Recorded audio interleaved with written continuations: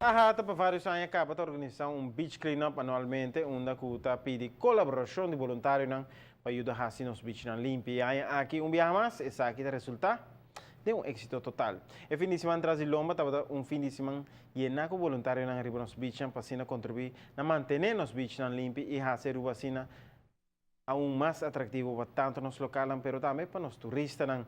A parte dessa aqui, voluntário não está consciente que é importante para manter os beaches limpos e para assim ajudar a ter uma aruba mais sustentável de toda forma. Además, o sentimento de ajuda e aportar a nosso país é um sentimento sem igual.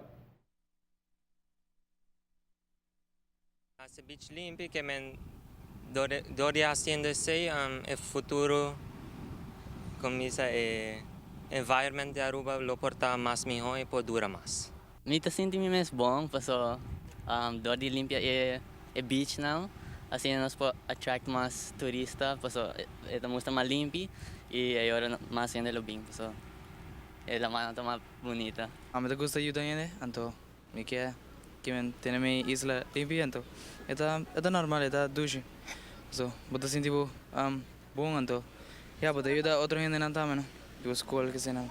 Talaga me senti bom paso bobolet la manera limpia bo isla en vez de lagi sushi com limpia ele anto maneira nada assim com limpia também na escola anto tá bom.